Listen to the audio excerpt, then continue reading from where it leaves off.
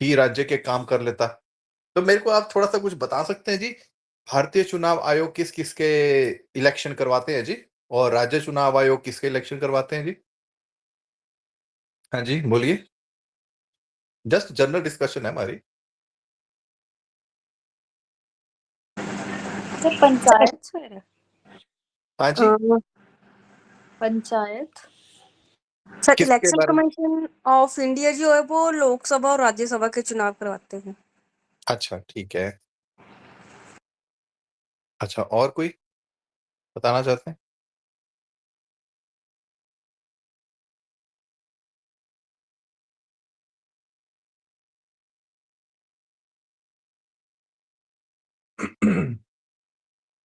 अच्छा, और कोई नहीं है जी?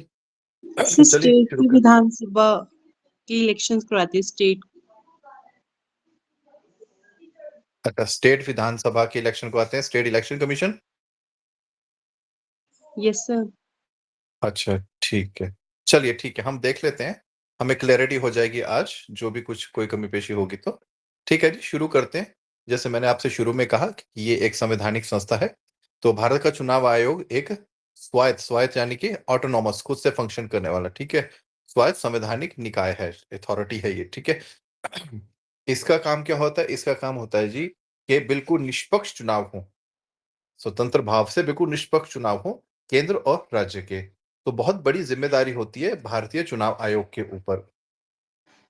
और एक चीज और, जैसे ही इलेक्शन की डेट डिक्लेयर होती है, चाहे वो राज्य के इलेक्शन की हो या फिर वो भारत के जो लोकसभा के चुनाव हो, उनकी डेट जब घोषित हो जाती है, हम जानते हैं कि एक आचार संहिता लग जाती है। उसके बाद पूरे भारत के अंदर भारत का चुनाव आयोग सबसे शक्तिशाली संस्था बन जाती है, यहाँ तक कि प्रधानमंत्री भी इसमें इंटरफेयर नहीं करते इनके फैसलों के अंदर। तो जो चुनाव आयोग ने उस समय बोल दिया वो होके ही रहता है। ठीक है जी? भारतीय चुनाव आयोग की स्थापना जो है 25 जनवरी 1950 को हुई थी और इसी तारीख को 25 जनवरी को राष्ट्रीय मतदाता दिवस भी मनाया जाता है। ठीक है जी? National voters day. तो ये 2 चीजें यहाँ पर हो गई। अभी जो मैंने प्रश्न पूछा था जी, ये उसका उत्तर आ गया। भारत का जो चुनाव आयोग है वो निम्न निम्न के चुनाव करवाता है। लोकसभा के, राज्यसभा के, राज्य विधानसभा के और राष्ट्रपति के और उपराष्ट्रपति पद के। वेरी इंपॉर्टेंट, आपसे पूछा जा सकता है। लोकसभा के, राज्यसभा के, राज्य विधानसभा के, राष्ट्रपति के पद के और उपराष्ट्रपति के पद के। भारत का जो चुनाव आयोग है वो पंचायत और म्युनिसिपैलिटी जो कि स्थानीय निकाय है, लोकल बॉडीज है, भारतीय चुनाव आयोग का कोई संबंध नहीं है इनके चुनाव से। तो इनके चुनाव कौन करवाता है पंचायत और म्युनिसिपैलिटी के? हमने पीछे पढ़ा था, बताएंगे जी? पंचायत के चैप्टर में पढ़ा हमने ये। स्टेट इलेक्शन कमीशन स्टेट जी, इलेक्शन कमीशन। जी हाँ, बिल्कुल, बिल्कुल ठीक जी। राज्य चुनाव आयोग की स्थापना ही इसी कार्य से की गई है। तो इसका अनुच्छेद आप याद कर लेना जी, वेरी इंपॉर्टेंट है। ठीक है? तो उसकी रिस्पॉन्सिबिलिटी, जो राज्य का चुनाव आयोग होता है, उसकी रिस्पॉन्सिबिलिटी होती है कि वो पंचायत और म्युनिसिपैलिटी के इलेक्शन करवाए। बाकी जितने भी इलेक्शंस हैं, वो भारत का चुनाव आयोग कराता है, जैसे यहाँ पे सामने लिख रखा है। भारतीय चुनाव आयोग को हमारे संविधान के भाग 15 के अंदर स्थान दिया गया है। भाग याद ना भी रहे तो कोई बात नहीं जी, प्रेशर नहीं लेना है, भाग को छोड़ दो। ये क्योंकि नोट्स हैं तो इसमें सारी चीजें मिलेंगी आपको। और इसका वर्णन जो है अनुच्छेद 324 से 329 के बीच में किया गया है। तो आपने 324 याद रख लेंगे। अनुच्छेद 324 जो है वो भारतीय चुनाव आयोग से संबंधित है। तो उसमें उनकी सारी चीजें बताई गई हैं, क्या है, कैसे है, क्यों है। अब ढांचे की बात कर लें। ईसीआई यानी कि election commission of India, Bharat का चुनाव आयोग, इसके स्ट्रक्चर ढांचे की बात करें तो इसमें 3 व्यक्ति होते हैं। वर्तमान समय में इनमें 3 व्यक्ति होते हैं। ये तीनों ही चुनाव आयुक्त होते हैं। इन तीनों में से कोई एक मुख्य चुनाव आयुक्त नियुक्त किया जाता है। मैं फिर बोलता हूं, ये 3 व्यक्तियों का एक संस्था है। ये तीनों व्यक्ति चुनाव आयुक्त होते हैं, इलेक्शन कमिश्नर्स होते हैं। और इन तीनों में से किसी एक को चीफ इलेक्शन कमिश्नर बनाया जाता है, यानी कि चीफ बनाया जाता है। ये तीनों का कहने को तो वो चीफ है, लेकिन काम तीनों एक ही करते हैं। इनकी शक्तियां भी एक जैसी हैं, इनकी सुविधाएं एक जैसी हैं, इनकी तनख्वाह, भत्ते सब कुछ एक जैसा है। बट एक जो है वो चीफ बना दिया जाता है। ठीक है जी? ये बड़ी महत्वपूर्ण स्लाइड है जी, ध्यान देंगे यहाँ पर। तो जी देखिए, वर्ष 1950 में जब इसकी स्थापना हुई थी, तो केवल एक ही व्यक्ति हुआ करता था, चुनाव आयुक्त। वो ही सारा करता-धरता हुआ करता था, ठीक है? लेकिन चुनाव आयुक्त अधिनियम संशोधन अधिनियम 1989 के बाद क्या हुआ जी? राष्ट्रपति ने इस एक चुनाव आयुक्त के साथ 2 और आयुक्त जोड़ दिए। तो हो गए 3।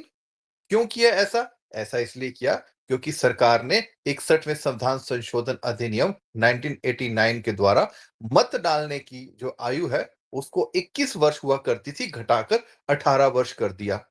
अब 21 से 18 होगी तो बहुत सारे जो युवा थे, अब वो वोटर लिस्ट में ऐड करने पड़ेंगे, काम बढ़ गया। तो कार्यभार को विभाजित करने के लिए, कार्यभार को बाँटने के लिए जो है, चुनाव आयुक्त के साथ 2 और आयुक्त जोड़ दिए गए, ताकि काम का जो बोझ है, वो विभाजित हो जाए। ठीक है जी? इसलिए अब इस चुनाव भारतीय चुनाव आयोग को बहुसदस्यीय निकाय या मल्टी मेंबर बॉडी भी कहा जाता है। तो ये भाई ध्यान रखना, 61वें संविधान संशोधन अधिनियम 1989 द्वारा वोट डालने की आयु को घटाया गया है, 21 से 18 किया गया है। ठीक है जी? ये बहुत इंपॉर्टेंट है। इसको मैंने रेड से तभी हाइलाइट किया है, ध्यान रखिएगा। क्लियर हो गया जी? Yes, yes, sir. चलो फिर आगे। अब देखते हैं जी कि जो व्यक्ति चुनाव आयुक्त बनाए जाते हैं, उनकी कुछ योग्यता, कुछ एक्सपीरियंस भी तो होना चाहिए। अच्छा, ये ना ऐसा नहीं है कि इसकी कोई एड निकलती है जॉब के लिए।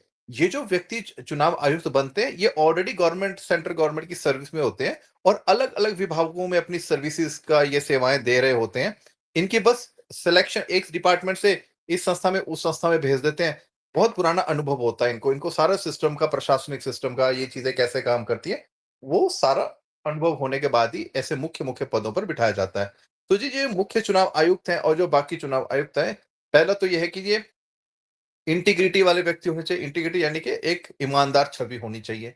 दूसरा क्या है, इनका जो मैनेजमेंट सिस्टम है, प्रबंधन प्रणाली है और इनका तजुर्बा, इनका ज्ञान जो है चुनाव करवाने के प्रति वो होना चाहिए। यानी कि इनका पास्ट एक्सपीरियंस, ये यानी कि इस संस्था में आने से पहले ये कुछ ऐसी संस्था में जुड़े हुए हों जहां पर इससे संबंधित कार्य किए जाते हैं, तो इनको नॉलेज हो।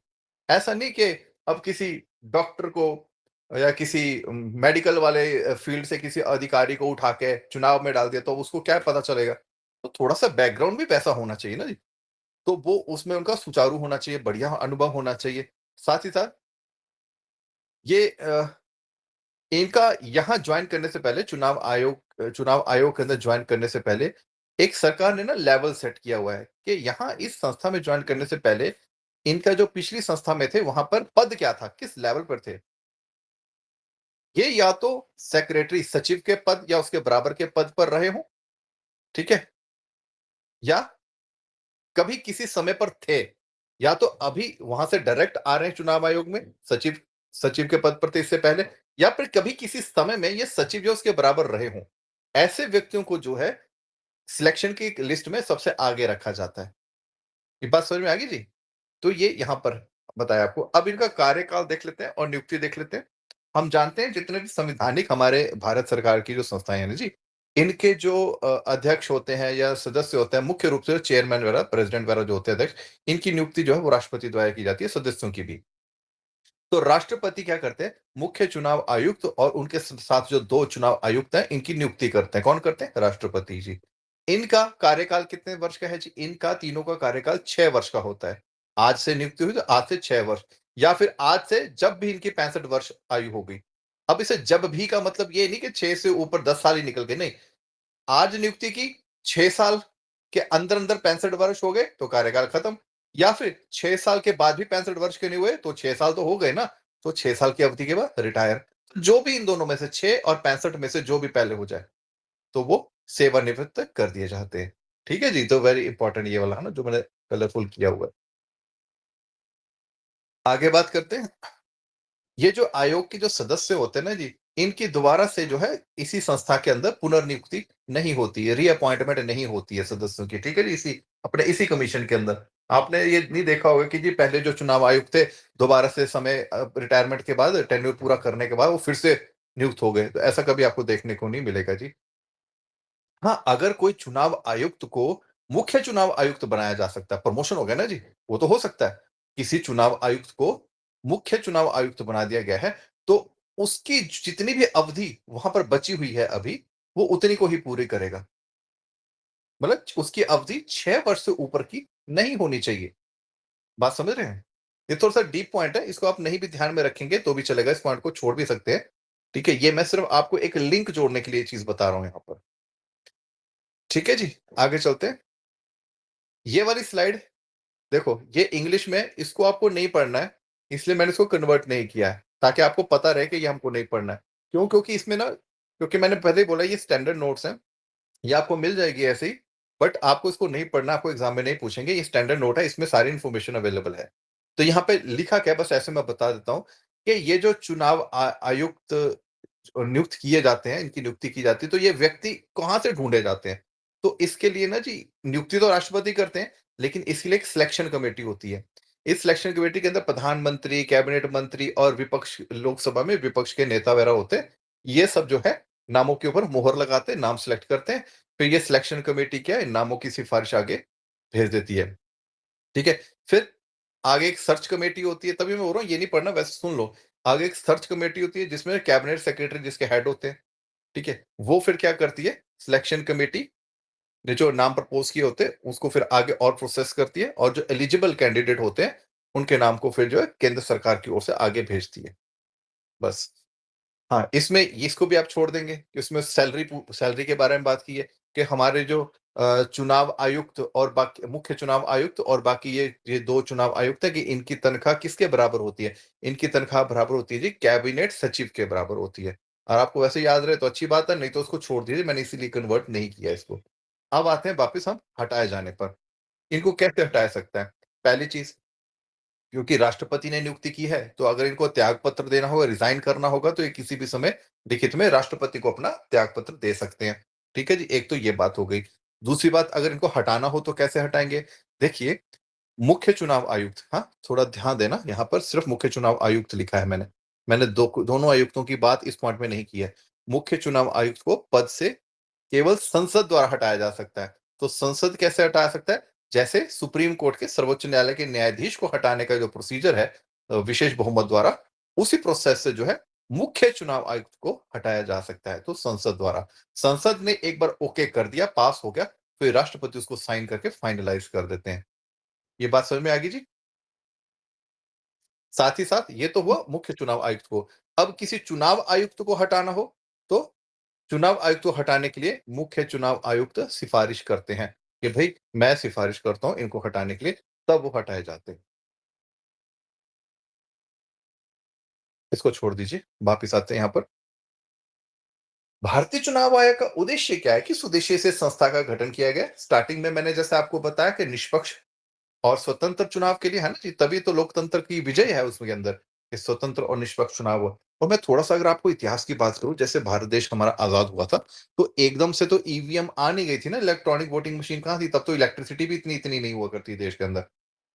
तो उस समय बैलेट पेपर से वोट डाला जाता और काफ़ी वर्षों तक बैलेट पेपर ही चलते रहे, ठीक है? सन 2000 के बाद भी बैलेट पेपर का ही प्रभाव रहा, ईवीएम बीच-बीच में आती रही, लेकिन कभी कामयाब हुई, कभी नहीं हुई। लेकिन अगर मैं थोड़ा-सा पीछे जाऊँ तो 90 के दशक तक फुल फ्लेज्ड जो था वो बैलेट पेपर इस्तेमाल करते थे, जिसमें कागज़ के ऊपर निशान बने होते थे, आपको ठप्पा लगाना है और फ़ोल्ड करना है, बॉक्स में डालना है। तो उसमें तो कोई ट्रांसपेरेंसी वगैरह कुछ नहीं होती, कोई ठप्पा खुद ही लगा रहा है, कोई कुछ कर रहा है। तो उस समय के चुनाव ऐसे हवा में ही होते थे। अब तो बहुत सख्ती हो गई है। तो उस समय तो ऐसा होता था, क्योंकि रोल कॉल भी इतनी स्ट्रॉन्ग नहीं होती थी। तो उस समय चुनाव के जो आपके इलेक्श वोटर कार्ड्स होते हैं, उनका भी कुछ इतना प्रबंध नहीं था, इतनी सिक्योरिटी नहीं थी। तो एक व्यक्ति 2-3 जगह चुनाव डाल-डूल के आराम से आके घर भी आ जाता था। तो ऐसी कुछ चीज़ें हुआ करती थी, उस टाइम ऐसे हो जाया करता था। तो जी क्या कहा गया है, इनका उद्देश्य क्या है कि हमारे संविधान ने जो लोकतंत्र की भावना वर्णित की है, जो लिखी है, उसको बनाए रखना। दूसरा, चुनावों को निष्पक्ष और स्वतंत्र तरीके से कराना, बिल्कुल पारदर्शी तरीके से। साथ ही साथ ये सुनिश्चित करना कि जितने भी ये हमारे योग्य या पात्र जितने भी हमारे यो नागरिक हैं, चुनाव प्रक्रिया के अंदर सारे भाग लें। मीन्स जो 18 वर्ष और उसके ऊपर की आयु के हैं, वो उस चुनाव प्रक्रिया के अंदर भाग ज़रूर लें। आपने एक चीज़ नोटिस की होगी कि अब कुछ 10 कर सालों से ज़्यादा हो रहा है ये सब, कि इलेक्शन कैंपेन्स आजकल टीवी के ऊपर छोटी-छोटी स्मॉल शॉर्ट क्लिप्स के ऊपर बहुत बताया जा रहा है ना, अलग-अलग पार्टीज़ कर रही हैं।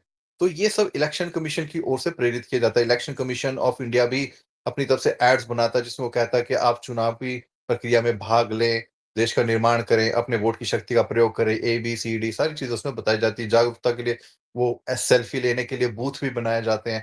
क्या लाइक आप वोट डाल के आए तो यहाँ पर फ़ोटो इस सेल्फी बूथ पे फ़ोटो खींच के आप हमको ऐसा भेजो, वैसा भेजो। तो ये क्या है? ये प्रेरित करने के लिए सारी चीज़ें की जाती हैं। साथ ही साथ भारत के लोगों को चुनावी प्रक्रिया का हिस्सा बनाना और राजनीतिक पार्टियों के साथ भी हिस्सेदार बनाना, ताकि देश की जनता ये फ़ील करे कि हम कुछ अलग नहीं है, पार्टियाँ अलग नहीं है, हम भी उसी का हिस्सा हैं। जैसे चुनावी प्रक्रिया के हित में राजनीतिक दलों और सभी हिताधिकारियों के साथ जुड़ना। और क्या है? चुनावी प्रक्रिया और चुनावी शासन के बारे में जागरूकता। वो जागरूकता अभी मैंने पॉइंट उसी में कवर कर दिया, तो जागरूकता फैलाना। एक इलेक्शन क्या होता है, इलेक्शन का क्या महत्व है, वोट का क्या महत्व है, ये जागरूकता फैलाता है। तो पॉलिटिकल पार्टीज़ अपने लेवल पे भी जागरूकता फैलाती हैं, भारत सरकार अपने लेवल पे करती है और चुनाव आयोग भी अपने लेवल पे करता है, ये सारा कुछ चीज़ें चलती हैं। अब हम कार्य और शक्तियों की बात करें, कुछ एक अब आपको आइडिया लग ही गया है कि ये कार्य तो वो क्या कर रहे हैं, आपको पता चल ही गया होगा। सबसे पहले हमने देखा है कि पूरे देश को जब जैसे मान लीजिए मैं उदाहरण देता हूँ लोकसभा चुनाव का। तो अब आप मेरे को बता दीजिए लोकसभा चुनाव की कुल सीटें लोकसभा की कुल सीटें कितनी हैं?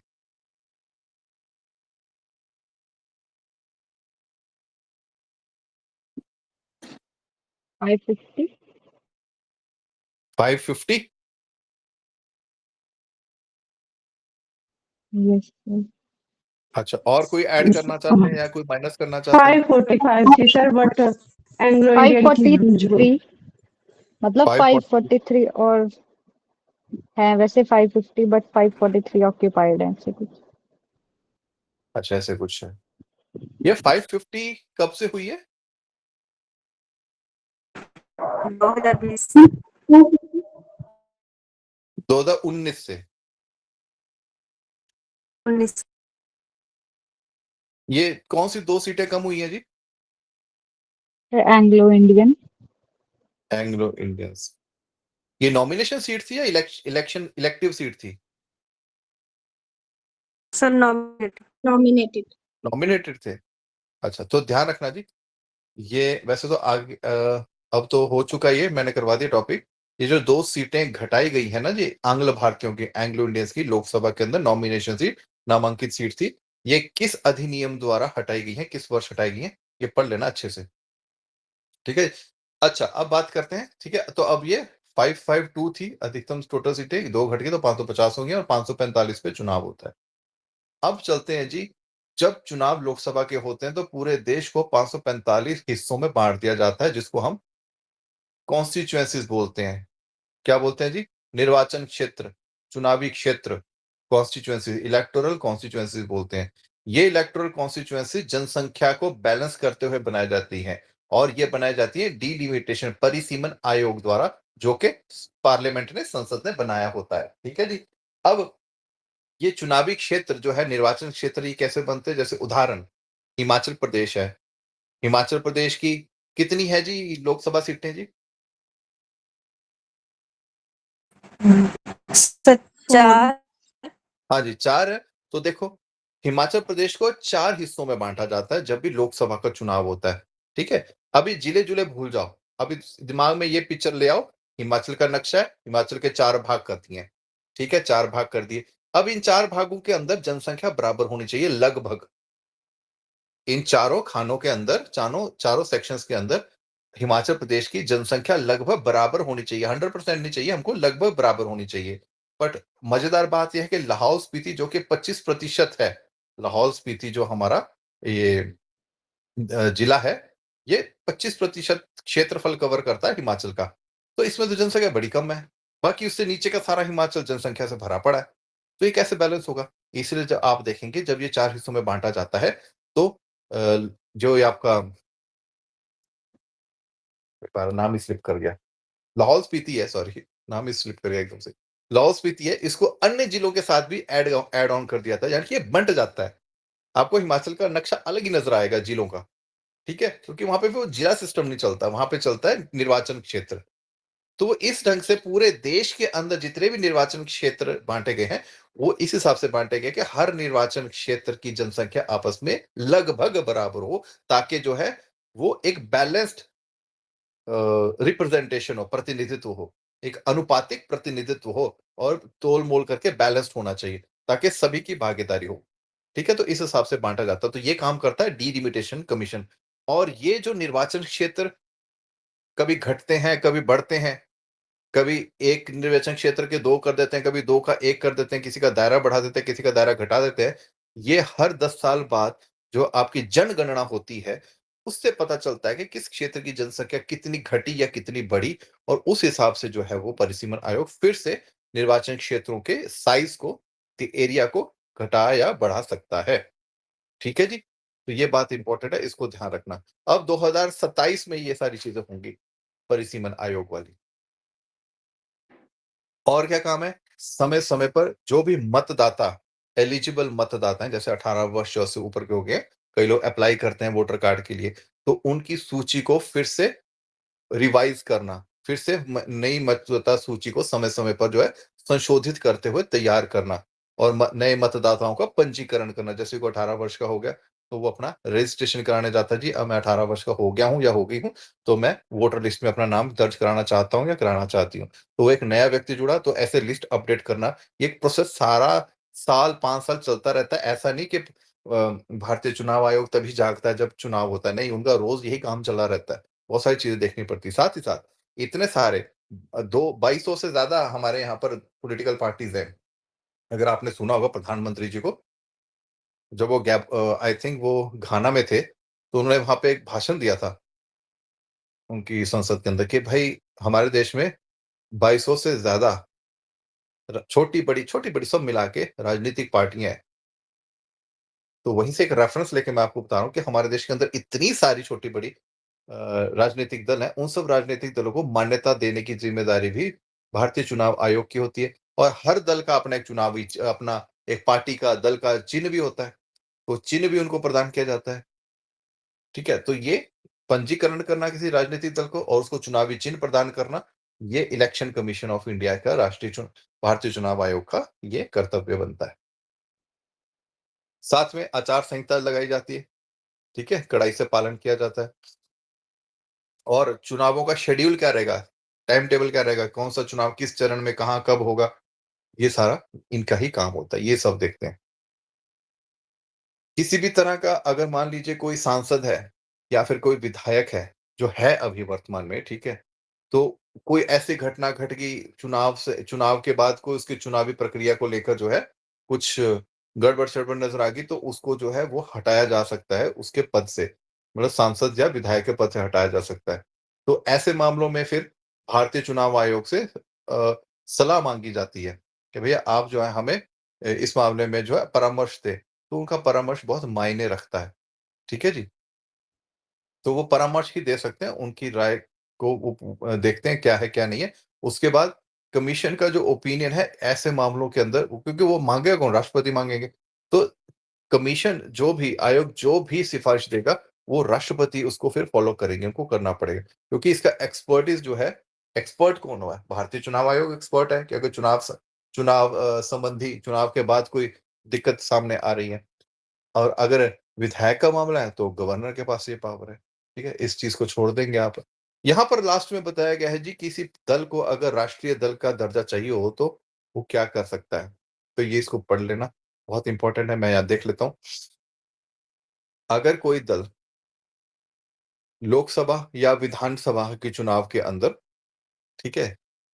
जितने भी जितने भी वोट पड़े, 4 या उससे अधिक राज्यों के अंदर, 4 या एक पॉलिटिकल पार्टी है, फिर से सुनो, एक राजनीतिक दल है, उसने लोकसभा या राज्य विधानसभा के अंदर 4 या उससे अधिक राज्यों में टोटल वोट का अगर 6% भी पा लिया, तो उसको राजनैतिक दल का जो है दर्जा, राष्ट्रीय पार्टी का जो दर्जा है वो मिल जाएगा।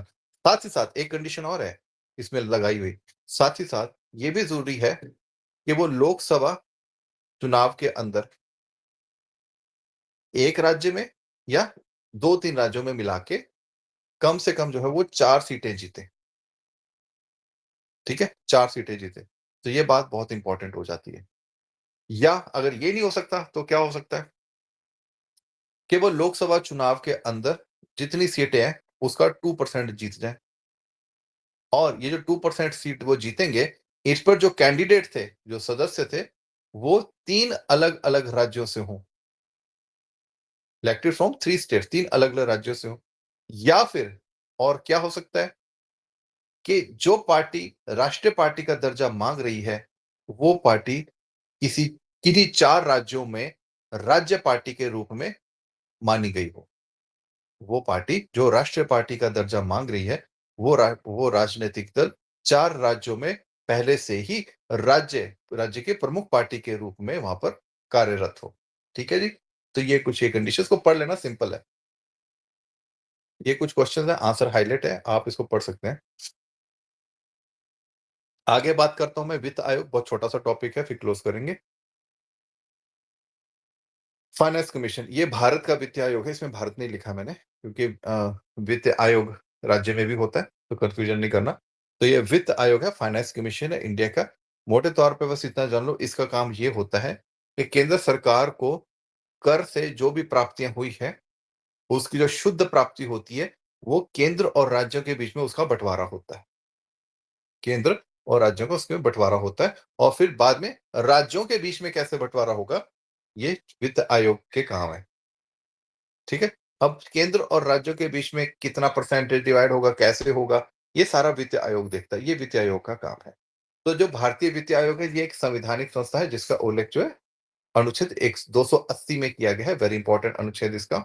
ये एक क्वासी जुडिशियल बॉडी है, यानी कि ये एक अर्ध न्यायिक संवैधानिक संस्था है, ध्यान रहे। इसका गठन जो है, इसकी फॉर्मेशन हर 5 साल बाद की जाती है राष्ट्रपति द्वारा। हर 5 साल बाद राष्ट्रपति इसका गठन करते हैं या फिर जैसे पहले भी कर सकते हैं, वो डिपेंड करता है सिचुएशन के ऊपर। पहला जो वित्त आयोग था, इसका गठन 22 नवंबर 1951 में हुआ और श्री केसी नियोगी पहले अध्यक्ष बने प्रथम वित्त आयोग के 52 के अंदर। वर्तमान में अभी की डेट में 16वां वित्त आयोग चल रहा है और श्री अरविंद पनगड़िया इसके अध्यक्ष हैं। सिंपल फैक्ट था, इसमें कुछ ज़्यादा एक्सप्लेन करने वाला है नहीं। पर ये केसी नियोगी जी वाला नाम याद रखना जी, पेपर में आ सकता है। वित्त आयोग के पहले अध्यक्ष श्री केसी नियोगी। अब इसमें होता कौन-कौन है? इसमें एक तो चेयरमैन यानी अध्यक्ष होते हैं तथा 4 सदस्य होते हैं। इन 4 सदस्यों में से हाई कोर्ट के जज भी हो सकते हैं। मतलब हो सकते हैं क्या, होने चाहिए। इन 4 सदस्यों में से, मैं ये नहीं कह रहा कि चारों हाई कोर्ट के जज हों। इन 4 सदस्यों में से हाई कोर्ट के जज भी होते हैं और इन सब की नियुक्ति राष्ट्रपति द्वारा की जाती है। समय अवधि की बात करें तो देखो जी, इनकी समय अवधि जो है वो कोई ऐसी फिक्स नहीं है।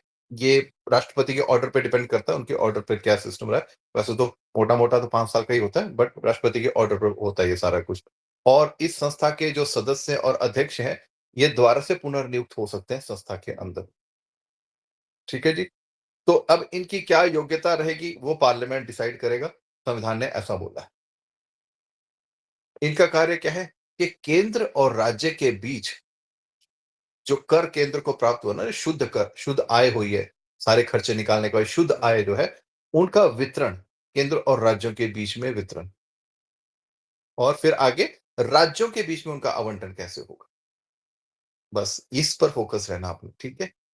ये अभी 16वां वित्त आयोग चल रहा है, इससे पहले 15वां वित्त आयोग था। तो 15वें वित्त आयोग ने सिफारिश की थी कि केंद्र करों में से राज्य को जो आपने परसेंटेज देनी है, वो 41% उन्होंने निर्धारित कर दी। कि केंद्रीय करों से राज्यों को जो आय जानी है, वो 41% निर्धारित होनी चाहिए, ऐसा वो कर गए। ठीक है जी?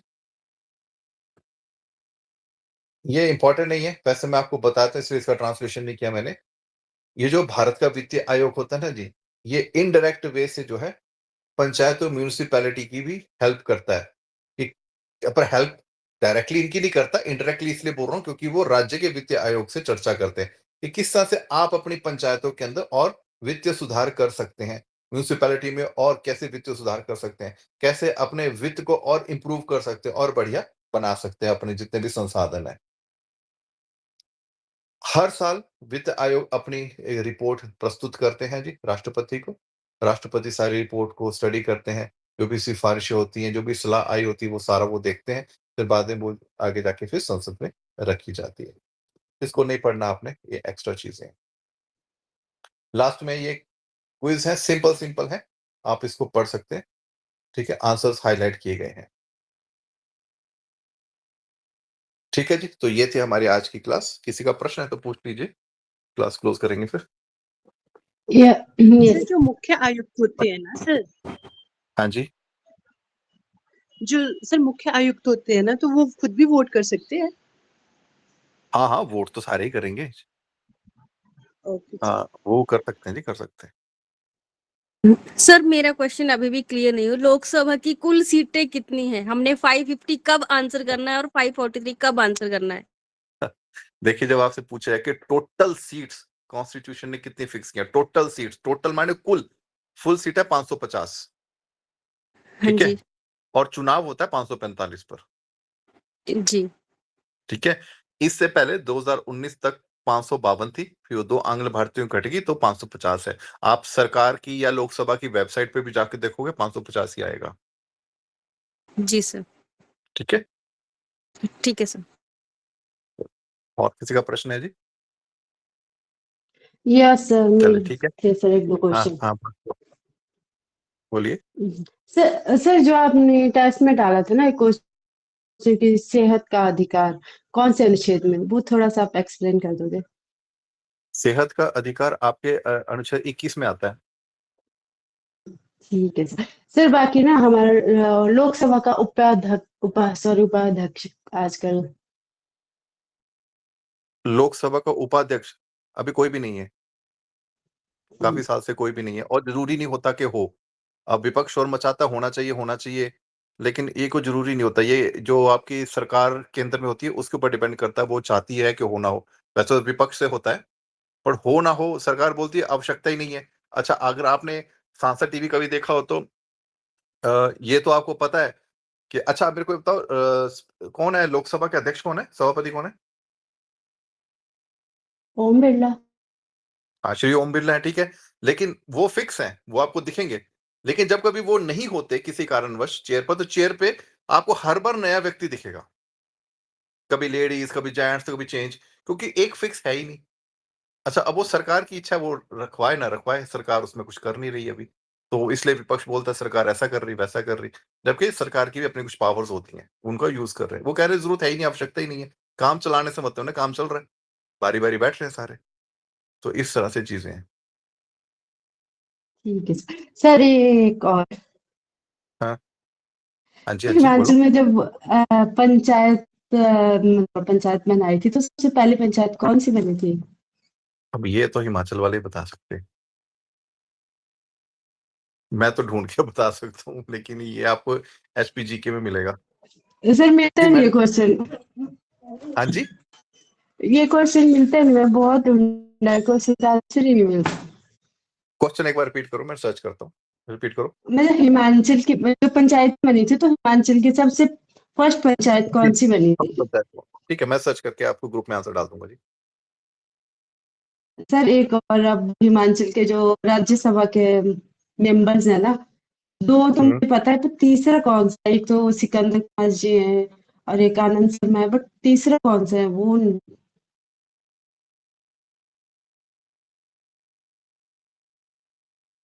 तीसरा? तीसरे का नाम नहीं मिला आपको नेट पे? सर इतना मैंने दोनों के बारे में ही मिल रहा है, ज्यादा चलो, मैं आपको दोनों पूरा का आंसर क्लियर नहीं सेंड लग करता रहा हूँ। है। मैं आपको आंसर ठीक सेंड है करता सर। हूँ ग्रुप में। ठीक है ठीक सर, है? Thank you. ठीक। ओके, थैंक यू जी। ठीक है जी, आप सबका बहुत-बहुत धन्यवाद जी।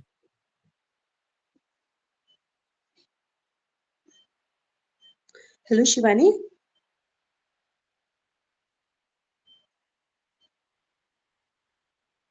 ज्योति मैम। हाँ जी मैम। है सुन। हाँ जी एक्चुअली ना मैम। उस टाइम ना मैं मतलब मिस कर गई जब सर ने बोला था ना कि कितनी सीटें होनी चाहिए और कितना हम प्रेजेंटली करें।